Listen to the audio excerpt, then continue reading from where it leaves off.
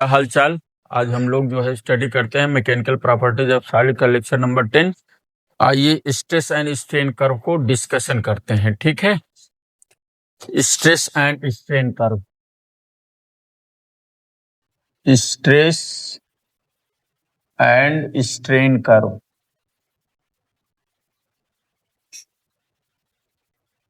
ठीक है, stress and strain curve.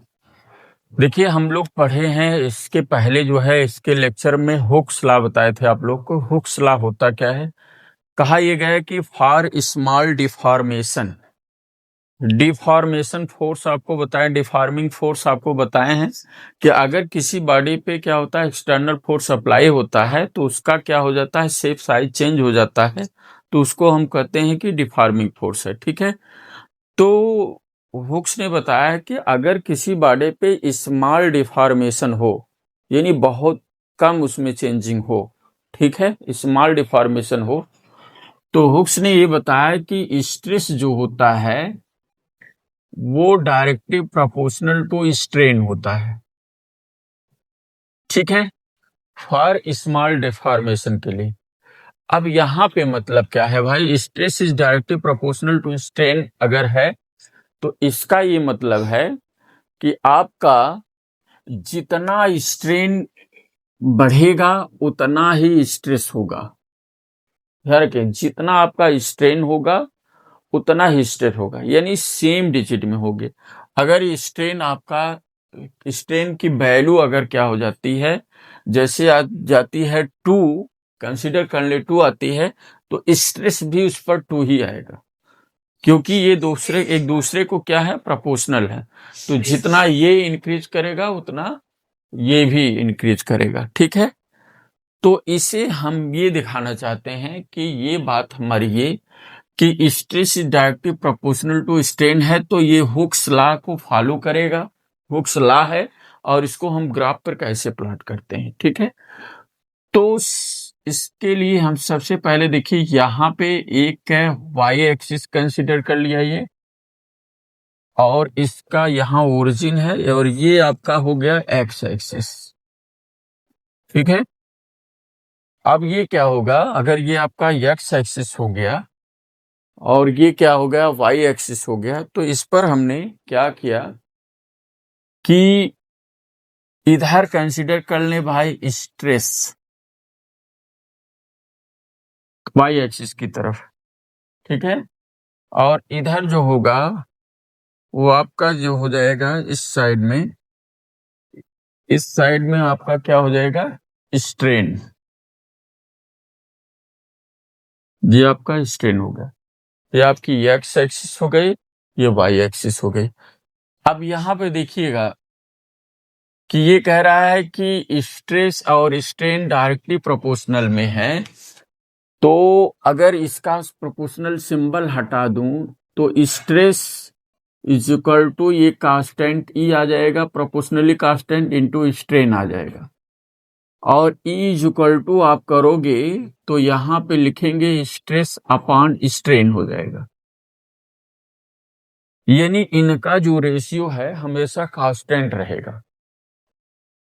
तो इस कांस्टेंट को यहां पे दिखाएंगे अगर हम, तो प्रोपोर्शनल का सिंबल ये बताता है कि जितना स्ट्रेन उतना ही स्ट्रेस बढ़ेगा, तो इनके बीच में एक स्ट्रेट लाइन मिलती है।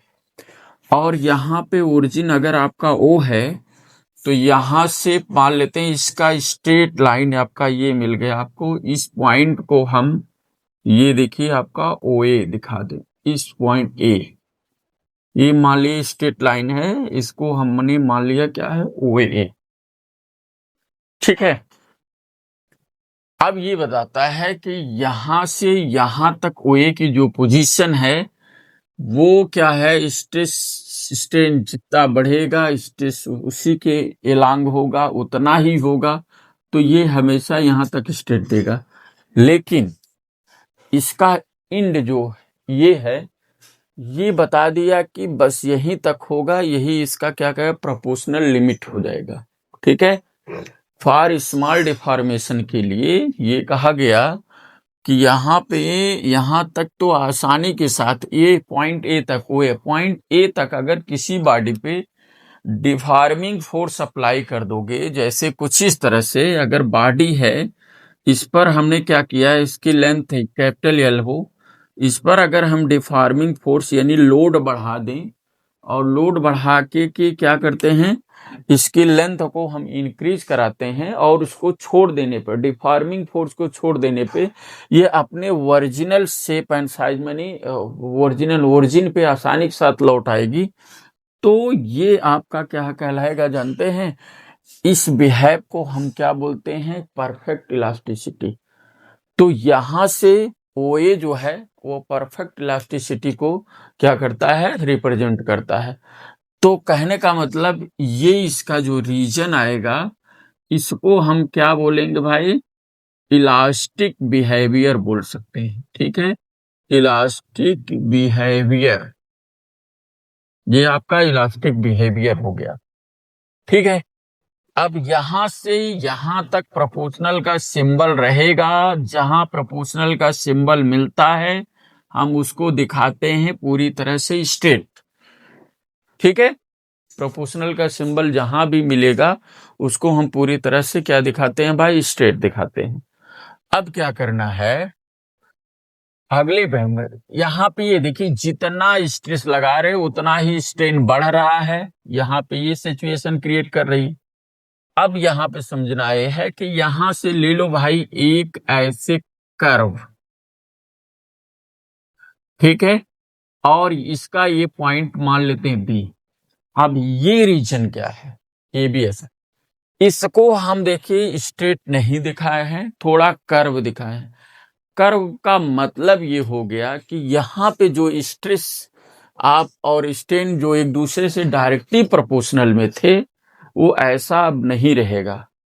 इसका मतलब ये है कि ये बॉडी जो है क्या हो जाएगी, डायरेक्टली प्रोपोर्शनल में नहीं रहना है।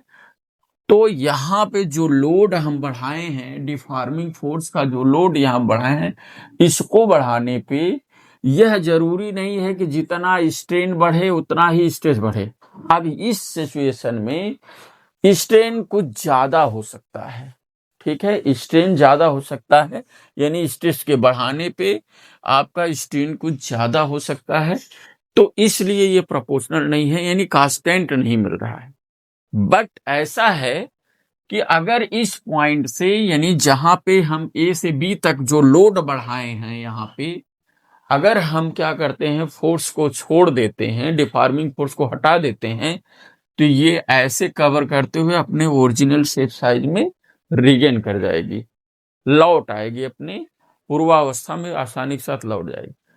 तब इसका मतलब है या कोई रीजन को इलास्टिक बिहेवियर जो दिखाया गया वो परफेक्ट इलास्टिक बिहेवियर है, और ए बी तक गया तो ये भी क्या है, आपका क्या है, रिगेन हो जा रही है। तो इसका मतलब है कि इलास्टिसिटी की प्रॉपर्टी यहां भी होल्ड हो रही है, इलास्टिसिटी की प्रॉपर्टी यहां भी होल्ड, लेकिन ये है आपका लिमिट, इलास्टिक लिमिट हो गई है, लिमिट ऑफ इलास्टिसिटी की प्रॉपर्टी इस पॉइंट से यहां तक, ये रीजन यानी बी पॉइंट तक, आपका बी पॉइंट तक क्या हो जाएगा, लिमिट ऑफ, यहां पे हो जाएगा क्या, लिमिट ऑफ इलास्टिसिटी, या इसी को हम बोलते हैं कि यील्ड पॉइंट, यील्ड पॉइंट कहा जाता है। इसी को हम क्या बोलते हैं भाई, यील्ड पॉइंट कहते हैं। ठीक है, चलो भाई एक चीज ये हो गई। अब यहां तक देखो, यहां पे जो हमने स्ट्रेस लगाया यानी लोड जो लगाया, ये डायरेक्टली प्रोपोर्शनल में यहां पे नहीं रहेगा, और इसका रीजन ए से बी तक जाने पे लेकिन अपने पूर्वावस्था में लौटेगा, ऐसा नहीं कि नहीं लौटेगा। इसमें इतना है कि लोड बढ़ाने पे ये जो स्ट्रेन है ये आपका ज्यादा बढ़ गया, नहीं थोड़ा सा जो है, जो आपका सेम आ रहा था, जितना ये आ रहा था, अगर ये 4 आ रहा था, ये भी 4 आ रहा था, ऐसा ना होकर के स्ट्रेस आप थोड़ा सा बढ़ाए हैं, ये स्ट्रेन थोड़ा ज्यादा हो सकता है। डायरेक्टली प्रोपोर्शनल का काम खत्म हो गया, डायरेक्टली प्रोपोर्शनल में नहीं रह जाएगा। अब जैसे ये कर्व के रूप में, इसीलिए यहाँ पे कर्व दे दिया, लेकिन ये इलास्टिक रीजन यहां से अगर छोड़ेंगे तो ये अपने ओरिजिनल शेप साइज में लौट आएगी। ठीक है, अब क्या करते हैं हम, चलो भाई फिर से इस पर हम क्या करते हैं, लोड को बढ़ाते हैं। यहाँ पे इस लेंथ पे लोड को थोड़ा सा बढ़ा देते हैं। जब बढ़ाएंगे तो जाहिर सी बात है इसकी लिमिट अगर ये ब्रेक हो चुकी है यानी खत्म हो चुकी है, यहां तक आपका लिमिट इलास्टिसिटी, तो इसको अगर आप बढ़ाओगे तो थोड़ा लोड और बढ़ाया, जब थोड़ा सा लोड और बढ़ाया तो ये इसका रीजन कुछ आपका इसी कर्व की तरह ऐसे, जो देखिए इसी कर्व पे ऐसे थोड़ा कर्व लेकर के इस पॉइंट सी तक चली गई। अब यहां तक जाने का मतलब क्या है, पॉइंट सी तक जब चली जाती है यानी इस पॉइंट सी तक यहाँ पे हमने ले लिया, पॉइंट सी तक ही चली जाती है, तो यहां से पहुंचने पे मतलब क्या है भाई, अब यहां से अगर हम लोड जो आपको बढ़ाए हैं उसको अगर छोड़ते हैं तो क्या ये रिगन कर पाएगी, अपने ओरिजिनल शेप साइज में आ पाएगी, या रिगन करने का एफर्ट करेगी कि नहीं करेगी, बिल्कुल करती है। लेकिन इसमें एक चीज की समस्या आ जाती है, ये अपने जब ये रिगन करता है तो इसमें ये ओरिजिन आपका है, इस ओरिजिन पे नहीं आ पाता, इस ओरिजिन पे नहीं आता, इसकी स्ट्रेन की कुछ स्ट्रेन उसमें रह जाता है, यानी खींच जाता है। जैसे एक रबड़ ले लीजिए, उस रबड़ को आप बार बार उसको खींचिए, अगर उसकी लेंथ की साइज इतनी है तो बार बार खींचते रहो, बार बार खींचते रहो तो उसकी ओरिजिनल लेंथ से कुछ साइज उसकी बढ़ जाती है खींचने पे, छोड़ते रहो खींचते रहो छोड़ते रहो तो वो उसमें कुछ न कुछ बढ़ जाती। ठीक इसी तरह का यहाँ पे इमेजिन करके चलना है क्या कि जब यहां भी लोड आप बढ़ाए हो तो इसको छोड़ने पे ये ओरिजिनल अपने मूल स्थिति में नहीं आती, बट क्या होती, इसकी पोजीशन, इसमें कुछ स्ट्रेन रह जाता है, और ये स्ट्रेन जो यहां से रह जाता है, ध्यान रखिए ये स्ट्रेन जो यहाँ पे रह जाता है वो क्या रह जाता है भाई, ये ओ से ओ डैश पे आ जाता है, यानी कुछ यहाँ आप देखो इस साइड जाओगे तो स्ट्रेन आएगा, तो यहाँ कुछ स्ट्रेन इसको मिल जाता है, यानी पहले पूर्वावस्था में नहीं लौट पाती। तो जब नहीं लौट पाती, अपनी मूल स्थिति में नहीं आ रही, छोड़ते जाओगे तो अपनी मूल स्थिति में नहीं, इतना तो स्ट्रेन कुछ न कुछ बढ़ गया, यानी कुछ न कुछ इसका स्ट्रेन बढ़ गया, तो इसको आप बोलते हो क्या, ये जो आपका सिचुएशन यहाँ पे क्रिएट कर जाती है इसको बोलते हैं परमानेंट सेट। परमानेंट सेट ये देखिए लोड के कारण यहाँ पे मिल गया, ठीक है, ये परमानेंट सेट हो जाएगा। अब यहीं से देखो ये आपका ये पोजीशन जहां बी है और ओरिजिन ये, यहाँ पे आपका इलास्टिक जो है रीजन हो जाएगा, ये आपका इलास्टिक रीजन हो गया, इलास्टिक रीजन, ठीक है, ये इलास्टिक रीजन आपका हो जाएगा। आप बी से सी जब पढ़ा, देखिए इस पे कुछ स्ट्रेन इसकी बढ़ गई, तो ये अब आप कहा प्लास्टिक रीजन में चल गए, ठीक है। अब यहां से ऐसे लोड बढ़ाएंगे तो एक बैग इसकी जो है कि इसकी पोजीशन कुछ इस तरह से आकर के यहां तक जो है आसानी के साथ ये बढ़ जाएगी, उसके डी कहेंगे। और थोड़ा सा और भी ज्यादा अगर लोड बढ़ाएंगे, देखिए ऐसे करवा करके यहां पे पहुंच गया, ठीक है। तो अब यहीं से आपका देखिए क्या हो जाता है कि ए बी तक, बी से अब इधर आप जो होते हैं प्लास्टिक रीजन में चल रहे हैं, ठीक है, ये डिफॉर्मिंग फोर्स का लोड अब बढ़ाते जा रहे हैं, बढ़ाने जाने पे एक बैग यहाँ खींच करके इसको यहाँ पे लाए तो डी पॉइंट तक पहुंचेंगे, यानी तार पे डिफॉर्मिंग फोर्स लगाते जाओ, यानी स्ट्रेस को बढ़ाते जाओ, स्ट्रेस को बढ़ाते जा रहे हो, तो एक ऐसी स्थिति आ रही है एक बैग खींच करके वो यहाँ डी पॉइंट तक है। और डी को क्या कहेंगे यहाँ पे, यानी डी जो होता है मैक्सिमम स्ट्रेस जो वायर पे लगा सकते हो वो चीज कहलाती है, यानी जो मैक्सिमम स्ट्रेस क्या होता है, ब्रेकिंग स्ट्रेस उसको बोलते हैं। ब्रेकिंग स्ट्रेस क्या होता है, ये होता है कि कोई भी तार जो होता है, ठीक है, जो मैक्सिमम स्ट्रेस को जो क्या करता है सहन कर सकता है, ठीक है, उसी को हम क्या कहें, कोई भी वायर पर जिस पर स्ट्रेस लगाने पे वो मैक्सिमम स्ट्रेस को क्या करता है, उस पर इस वायर को कवर कर सकता है, उसी को हम ब्रेकिंग स्ट्रेस कहते हैं। तो लेकिन उससे और भी ज्यादा थोड़ा सा बढ़ाने पे ये जो है बिना टूटे हुए ऐसे फ्रैक्चर, अब इसके बाद अगर कुछ करेंगे फ्रैक्चर हो जाएगी, फ्रैक्चर पॉइंट हो गया। इससे ज्यादा लोड अगर हम बढ़ा देंगे तो ये क्या करेगा जानते हैं, फ्रैक्चर हो जाएगा, फ्रैक्चर पॉइंट। अब यहां से डी से ई तक इसका क्या कहलाता है, ये फ्रैक्चर पॉइंट हो जाता है, फ्रैक्चर पॉइंट। अब ये जो होता है फ्रैक्चर पॉइंट यहाँ पे आ जाता है, तो ये कहा जाता है कि भाई यहाँ पे ये लोड हमने यहाँ पे बढ़ाते चला गया। तो इस तरह से ये जैसे क्या होता है, किसी को खींचते हैं एक बार ताकत लिखी, जब पतला होता है तो आसानी के साथ ऐसे खींचते हुए तो चला जाता है, और एक स्थिति होती है वो ब्रेक हो जाता है, टूट जाता है।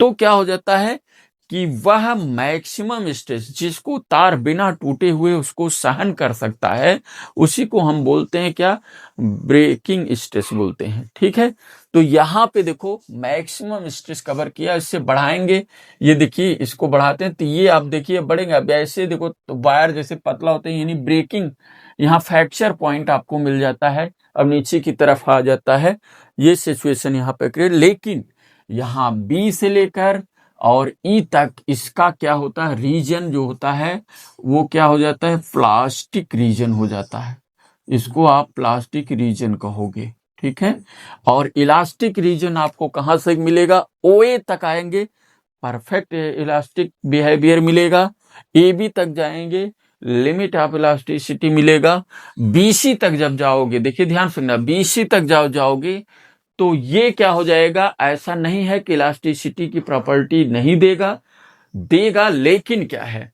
वह अपने वर्जन यानी रिगेन करने पे जब आएगा तो वह अपने वर्जन उसकी स्ट्रेन कुछ बढ़ जाती है, यानी क्या हो जाएगा, ओ डैश, ओ की जगह न आकर के ओ डैश पे आ जाएगी, इसको हम बोलते हैं परमानेंट सेट हो गया वो, यानी कुछ लेंथ उसकी इंक्रीज ही कर गई। ठीक है, जो अपने ओरिजिनल शेप में नहीं पहुंच पा रही। अब क्या करते हैं कि यहां से आप क्या करते हैं कि जब ऐसे लोड बढ़ाते हैं तो इस तरह से मैक्सिमम स्ट्रेस जो तार बिना टूटे हुए उसको सहन कर सकता है, तो इस पॉइंट पाएगा, उससे भी ज्यादा लोड बढ़ाए देखो ये फ्रैक्चर पॉइंट हो जाएगा, और इस सब रीजन को हम बोलते हैं प्लास्टिक रीजन। ठीक है, ओके भाई, थैंक्स।